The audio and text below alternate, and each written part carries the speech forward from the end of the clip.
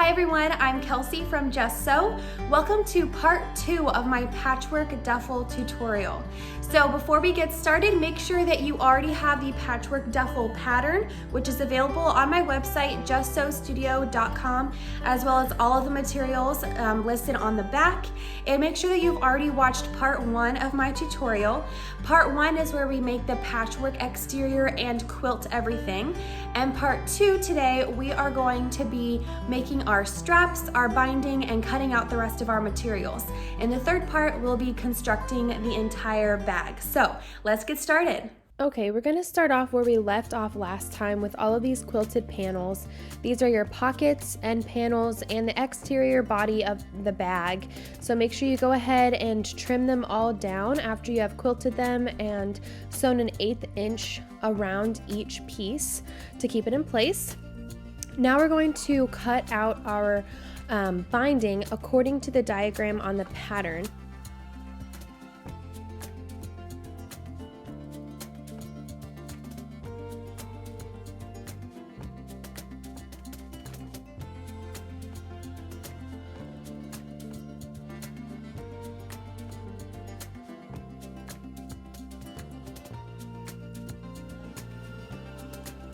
For the pieces that you're going to be using for your strap, all I did was cut the selvage off and then sew them together end to end, and then I measured it after that to make sure it was the right size.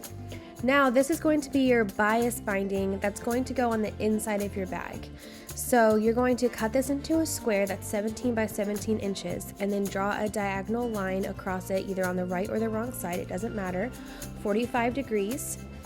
And then after you measure and cut that diagonal line, you're going to flip one of your triangle pieces over, just like I'm showing here in the video, so that they're right sides together, and then you're going to sew along that left-hand side. Now, you're going to be making continuous bias binding. Well, you're going to be making bias binding. Whether it's continuous or not is up to you. If you are making continuous bias binding, you will want to watch my full in-depth tutorial on making continuous bias binding. If you want to make it according to the pattern, all you have to do is draw my 2.5 inch strips here like I'm showing in the video, cut them apart, and then sew them end to end. But if you want it to be continuous, you will actually sew this big parallelogram into a tube so that they are already connected. So it depends on what your preference is. I made continuous bias binding, but the pattern also provides instructions for just regular bias tape as well.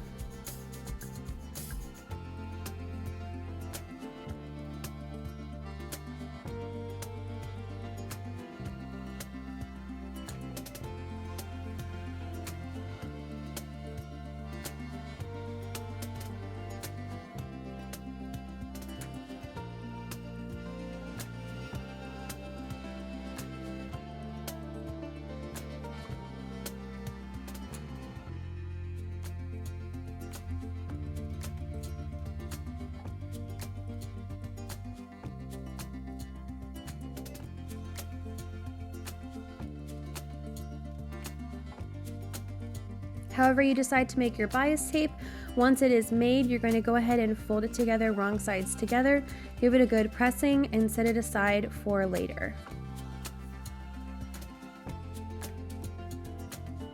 Okay, here's where I'm sewing my 3 long strap pieces together end to end. I just pressed that seam open when I was finished. And then once you have done that, you're going to take your now really long piece and fold it together, right sides together, and sew along that raw edge there. This is going to make your strap. So the strap to your duffel bag is going to be one long continuous piece.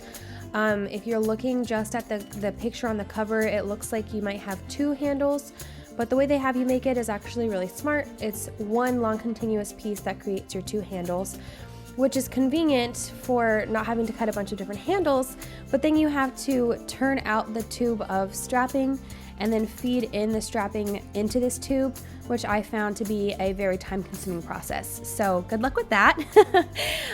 To feed my strapping into the tube of fabric, I attached a safety pin to the end of my strap, and I fed it through my tube, making sure that the seam was centered on one of the sides of the strapping the entire time so it didn't get all wonky.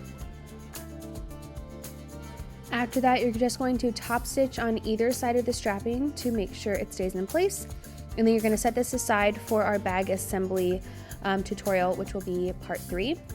Here I'm just preparing my zipper tabs by folding them in half and sewing the two ends together. And next I'm going to attach my binding onto my pockets. So I did this by first attaching it to the wrong side.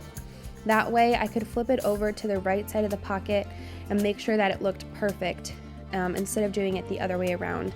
I found this to be the best way to get a good finished result.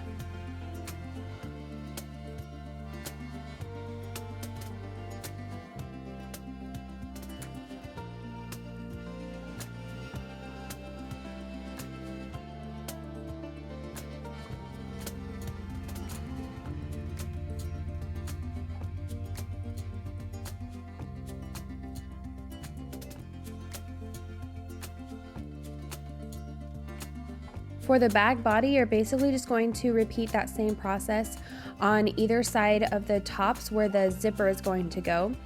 It's pretty easy. It's the exact same process as putting the binding on the pocket. It's just a longer piece. Now I'm going to attach the pocket to my side panel on 2 sides and the bottom. I made sure that my bottom was lined up first and then my sides. And if you need to trim it up to match, that's perfectly fine. I didn't really have to trim it at all. But I'm sewing pretty close to the edge there, about 1/8 of an inch. Okay, so by the end of this tutorial, you should have these straps completed.